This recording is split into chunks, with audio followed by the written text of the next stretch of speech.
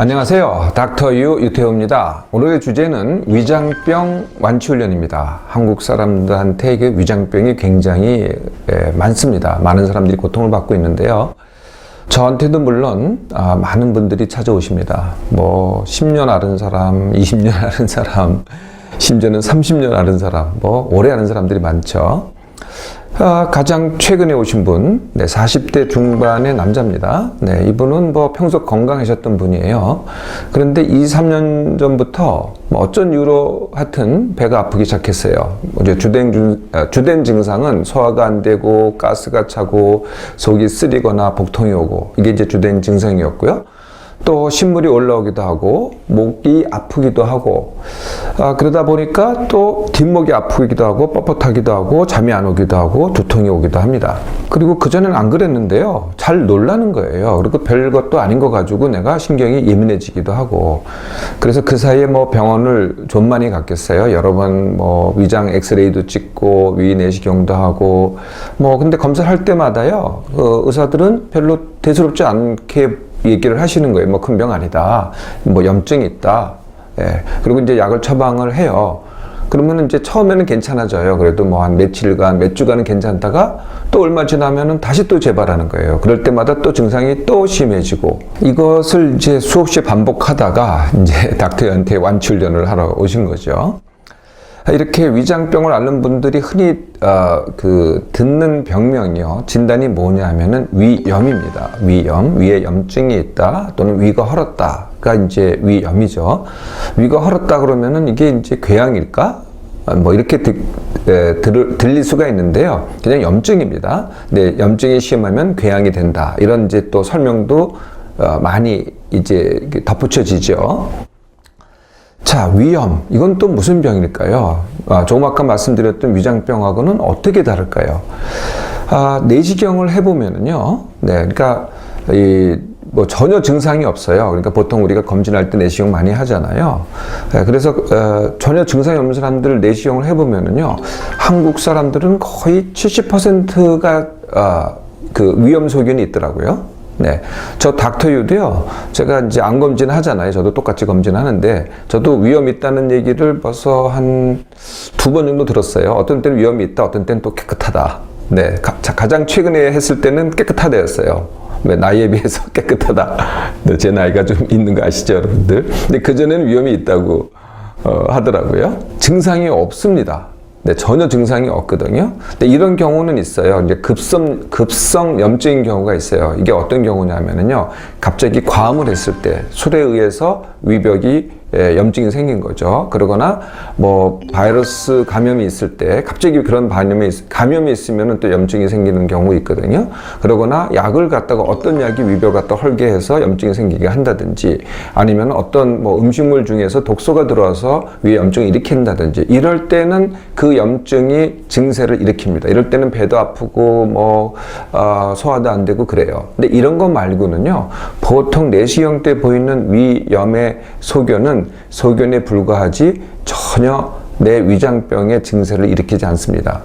그래서 이제 보통 이제 위장병이 있으면 내시경 검사를 하잖아요. 그럼 위염 소견을 들어요. 이런 경우는 어떤 거냐면, 내가 위장병이라는 병이 있고, 사실 위장병은 정확하게 얘기하면은 기능성 위장장애라는 병입니다. 그러니까 기능성 위장장애라는 병이 있고, 그냥 위염이라는 소견을 2개를 동시에 갖고 있는 거죠. 이럴 때 위염은요, 그냥 무시하셔도 됩니다. 전혀 이건 문제가 아니거든요. 위염 때문에 내가 증상이 오는 게 아닙니다. 기능성 위장장애, 이 병이 어떤 병일까요? 근데 기능이 나쁘다. 그러니까 위하고 장 기능이 뭐겠어요? 위를 친다면은 위가 움직여 주겠죠. 움직여 주거나, 아니면 위산을 분비하거나, 아니면은 효소, 그러니까 소화 효소를 분비해서 음식을 분해해 주거나, 잘 움직여 가지고 아래로 내보내거나, 이게 이제 위장이 하는 기능입니다. 그게 떨어지면 어떻게 되겠어요? 위장이 잘 움직여지지 않으면은 반죽이 잘 안 되겠죠? 그럼 소화가 잘 안 됩니다. 또 소화액이 제때 분비를 못 해요. 그래도 소화가 안 되겠죠? 또 어떤 경우는 반대로 위산을 갖다 너무 많이 분비를 해요. 그럼 위산 과다가 되고, 그게 속쓰림이 되고, 그게 식도를 타고 넘어오면은 목을 또 아프게 하고, 이렇게 되는 거죠. 또 어떤 경우는요, 위벽이나 장벽에 경련이 일어나요. 그럴 때는 복통이 일어나는 거죠. 우리가 이제 장의 연동 운동이라 그러잖아요. 이렇게 착착착착 움직여서 위에서 아래로 내보내는데, 여기서 꿈틀, 여기서 꿈틀 하면은 장이 이만큼 늘어나요. 네, 그러면 장은요, 이게 잘라도 안 아픈데 늘어날 때 아프게 되거든요. 그러니까 심한 뭐 경련일 때도 복통이 오지만은 이 장이 팽창할 때, 가스에 의해서 팽창할 때도, 이럴 때도 심한 복통이 오죠. 그래서요, 우리가 이제 보통 뭐 위장의 중병, 뭐 암이라든지 궤양이라든지 뭐 염증이 심하다든지 이런 경우에 굉장히 아플 것 같잖아요. 그럴 때는 전혀 안 아픕니다. 그런데 멀쩡해요. 의사들이 대수롭지 않게 보는 병, 기능성 위장장애는요, 정말 몹시 아픕니다.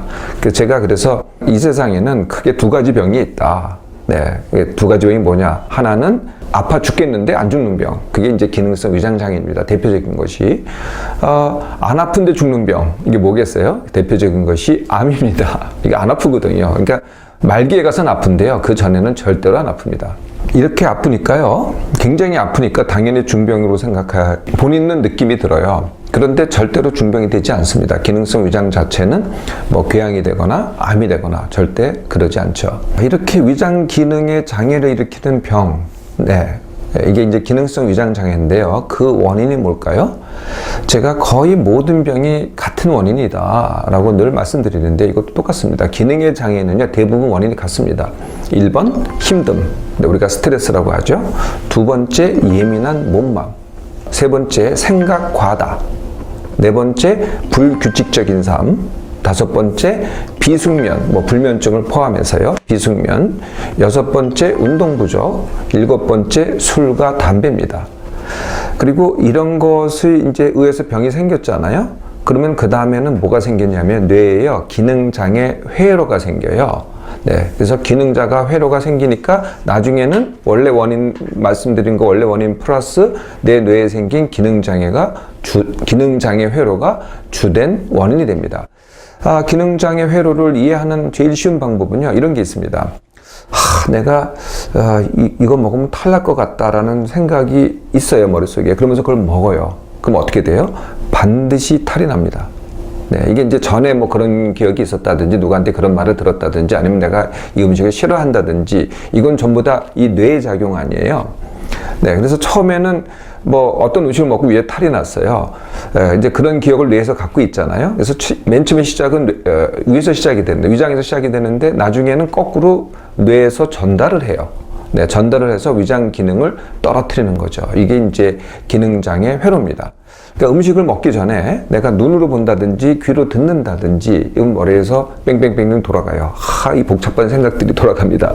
네, 이것들이 이제 위장에다가 신호를 하는 거죠. 이게 바로 기능장애 회로입니다. 이제 원인 아셨으니 완치훈련 뭐 그렇게 어렵지 않게 할 수 있습니다. 네, 첫 번째가 뭐냐면은 완치 원하기입니다. 완치 원하기는 다른 말로 하면은 뇌에 생긴 기능장애 회로 깨기가 되겠죠. 자, 그 마음가짐이 중요합니다. 이 마음의 작용이기 때문에 그 마음가짐이 제일 중요한 거거든요. 첫 번째가 뭐냐면은 아파봤자 통증이다. 이겁니다. 뭐 지가 아파봤자죠. 사실이요, 뭐 경련이 일어날 때나 배에 가스 차가지고 이럴 때는 아프긴 하지만은 진짜 뭐 그렇게 속쓰림이라든지 가스참이라든지 이런 게 못 견딜 정도는 아니에요.